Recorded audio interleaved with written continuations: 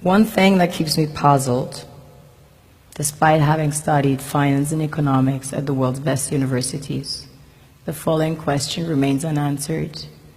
Why is it that 5,000 units of our currency is worth 1 unit of your currency, where we are the ones with the actual gold reserves? It's quite evident that the aid is in fact not coming from the West to Africa, but from Africa to the Western world. The Western world depends on Africa in every possible way, since alternative resources are scarce out here. So how does the West ensure that the free aid keeps coming? By systematically destabilizing the wealthiest African nations and their systems, and all that backed by huge PR campaigns, leaving the entire world under the impression that Africa is poor and dying and merely surviving on the mercy of the West. Well done, Oxfam, UNICEF, Red Cross, Life Aid, and all the other organizations that continuously run multi-million-dollar advertisement campaigns depicting charity porn to sustain that image of Africa globally. Ad campaigns paid for by innocent people under the impression to help with their donations. While one hand gives under the flashing lights of cameras, the other takes in the shadows. We all know the dollar is worthless, while the euro is merely charged with German intellect and technology, and maybe some Italian pasta. How can one expect donations from nations that have so little?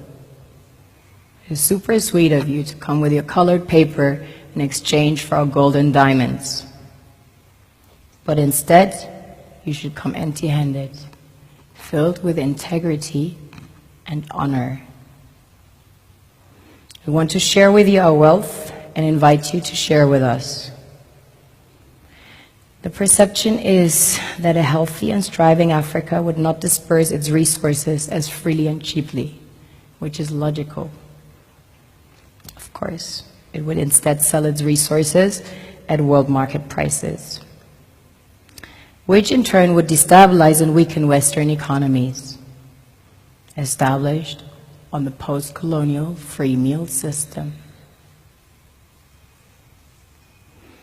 Last year, the IMF reports that 6 out of 10 of the world's fastest growing economies are in Africa, measured by their GDP growth.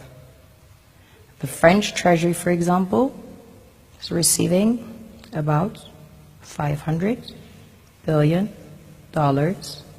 year in, year out in foreign exchange reserves from African countries based on colonial debt they forced them to pay. Former French President Jacques Chirac stated in an interview recently that we have to be honest and acknowledge that a big part of the money in our banks comes precisely from the exploitation of the African continent. In 2008, he stated that without Africa, France will slide down in the rank of a third world power. This is what happens in the human world, the world we have created. Have you ever wondered how things work in nature? One would assume that in evolution the fittest survives. However, in nature, any species that is overhunting, overexploiting the resources they depend on as nourishment, natural selection would sooner or later take the predator out, because it offsets the balance.